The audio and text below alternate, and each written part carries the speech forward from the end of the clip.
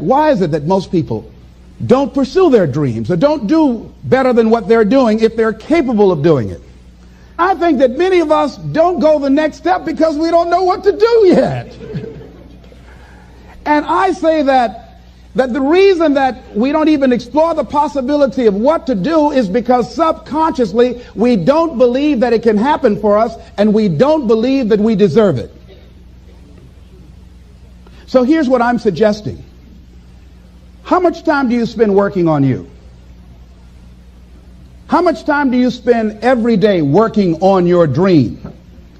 In the last 90 days, how many books have you read? In the last year, what new skill or knowledge have you acquired? What kind of investment have you made in you? I'm saying that you've got to make some conscious effort to begin to work to develop you. Here's something else. Most people are not living their dreams because of fear, ladies and gentlemen. I was in Columbus, Ohio yesterday speaking for a particular Ohio department. Young lady named Karen who greeted me, who organized the event. Very talented, very skillful. And she was talking about she wanted to become involved in the consulting business. I said, why aren't you doing it? I said, you have the abilities. I said, you're not here because they like you. You're here because you're doing the job. You're making things happen. And she came up with all kinds of ideas, but finally she said, I guess I can't see myself doing it. I guess I'm afraid. Fear, limited vision, and lack of self-esteem is what keep most people doing things they don't want to do. I flew from Columbus, Ohio to Denver, Colorado to a major communications company. And the person that picked me up at the airport told me about the fact that the company was planning on having a major downsizing. And they offered some of the employees there an early retirement, and some of them will earn as much as $300,000. And they said, this is the last time that you can take this offer. If you don't do it when we have the downsizing, you might be among those who will lose their jobs, and all you will get is your severance pay. And only 50% of the people who were eligible to take the $300,000 took it. The others were afraid to take a chance on themselves. The others couldn't see themselves beyond that company. They couldn't see life after that company. The same reason that people stay in relationships where they're abused or they're unhappy or it's unfulfilling. They can't see themselves beyond that relationship. They can't see themselves enjoying life without that person. They think that this is all that they can do. The same reason that people get stuck at a certain level in life. They can't see things being better for them. And they think that this is it and this is all they deserve. This is all they've ever seen. It's been passed on to them. And they think that this is it for them. Oh, no. I was looking what Dr. Blanton, Smiley Blanton, who is a colleague of Dr. Norman Vincent Peale, what he said about fear. He said, fear is the most subtle and destructive of all human diseases. Ladies and gentlemen, fear kills dreams. Fear kills hope. Fear put people in the hospital. Fear can age you. Fear, ladies and gentlemen, can hold you back from doing something that you know within yourself that you're capable of doing, but it will paralyze you. And it seemed like you're in a hypnotic spell. And I ask you a question, what is the benefit? What's the benefit of allowing fear to hold you back? What's the benefit of giving up on yourself? Of not stepping out on life and taking life on? What is the benefit for you? What's the plus in that? It's one of the things I had to ask myself. So I didn't want to make any mistakes. I wanted everybody to like me. I wanted to be perfect the first time I did something. It's not going to happen. You're going to make some mistakes. You're going to hurt some folks' feelings. You're going to create some enemies whenever you decide that you want to begin to take life on. You've got to ask yourself, how long am I going to allow this to hold me back? I like what Zig Ziglar says. He said, fear is false evidence appearing real.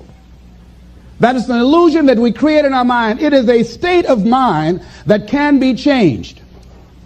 So let's look at how we can begin to take some steps to restructure that fear, to begin to expand our visions of ourselves, to begin to increase our self-esteem. Webster said that self-esteem means confidence and satisfaction in oneself. Look at your life right now. Whatever you've done up to this point in time, your life is working. Whatever you have produced, it came out of you as a result of the kind of person that you have become. It's a result of your choices. It's a result of your consciousness. Now you have to ask yourself, are you satisfied with what you have produced? Is this what you want? Would you like for things to be better than this? Do you believe that you deserve better than this? Or are you content? This is it. You don't have to do anything else. That you've already resigned yourself in life and say, well, I'm happy. Are you allowing yourself to get off the hook like that? Or do you believe somewhere in the back of your mind or in your heart that there's some other great work for you to do? There's something else that life has for you. And that's why you're here. How do we handle this fear factor? How do we increase our self-esteem? You have to begin to fortify yourself. How do we do that? I believe that you have to begin to consciously monitor your inner conversation and start talking to yourself. Start building yourself up. Sometimes the only good things you will hear about you are the things that you say to you. So I'm saying learn to be your own booster. Start building yourself up. Start encouraging yourself. Start saying, I can do this. I can make this happen. When I started thinking about becoming a speaker, I said, yes, I can do this. I can make this happen. When I start trying to convince myself I can be a businessman after flopping and failing and losing thousands of dollars and feeling stupid and dumb and having people take advantage of me because of what I didn't know. I had to talk to myself because people were saying to me that I was dumb. And somewhere in the back of my mind, I was saying, you're right. Look at what I've done. I had to say, no, Les. Hey, come on, man, get yourself together. You can handle this. You just haven't figured it out yet. It's all right. This is your training period. This is the tuition you have to pay for what you don't know. You can do this. Other people have done it. It doesn't take an Einstein. Get you some people that can teach you some stuff that you don't know. Get you some people that have done it successfully and learn from them. Take some seminars, workshops, read some books on how to manage a business. Change the way you see yourself and begin to tend to the personal details. Understand that nobody's going to take care of your business better than you. And when I start changing that kind of mindset of beating myself up because of my mistakes and start looking at the possibility of my doing better, of my making the adjustment that would enable me to do what I want to do successfully, things begin to change. And I'm saying, stop beating up on yourself. You do it. I know you do it. I've done it. It's a natural inclination for us to put ourselves down. See, we are born negative, I think, in a negative consciousness because we live in a negative world. See, you don't have to teach children to lie. They'll lie automatically. Did you wet in your pants? No, I did not. Well, what is that? I don't know. You don't have to encourage kids to misbehave. They will do it by themselves. You don't have to encourage them to do the wrong thing. They will do it automatically. You have to correct their behavior. So I'm saying that we have to work through the challenges of life in learning how to begin to work to fortify ourselves. Begin to guard your mind against negative programming, like turn off the television. Don't watch the news. I think that more people have a sense of hopelessness and anxiety about life. If you look at the news, you cannot feel good looking at the news. You'll be scared to death. You're scared to go to sleep. I mean, it turns your power down. You've got to be conscious of that. Don't pick up the newspaper and read it. No. Just try this. Just experiment with yourself. Now, if your job depends upon you knowing certain things, let somebody tell you just about those things. But start filtering the stuff you allow to come in your mind. You know that song you used to have? Say, don't let nobody bring you no bad news. I tell my staff, look here, don't tell me any bad news while I'm on the road. Let me handle it tomorrow. I don't like anybody to tell me any bad news at night before I go to sleep. I can't do anything about it anyhow. Why let me go to sleep with that on my consciousness? No. Tell me bad news between 10 o'clock and 12 noon. After I prayed and meditated and read my books, I'm fortified, I'm ready to handle it. See, if you don't program your mind will be programmed because human beings are goal-oriented. That's why we die of broken hearts early. That's why we're running through life to early graves. We're going through life, ladies and gentlemen. And I think that Henry David Thoreau said that most men live in quiet desperation. Most of us go through life running scared. So we created this in our minds, false evidence appearing real. We made it real in our minds. That's why Churchill said there's nothing to fear but fear itself. That's the destructive monster. So turn off things that can contribute to your fear. Turn a deaf ear to people that all they can do is talk about how negative things are because they have bought into the consciousness of the world.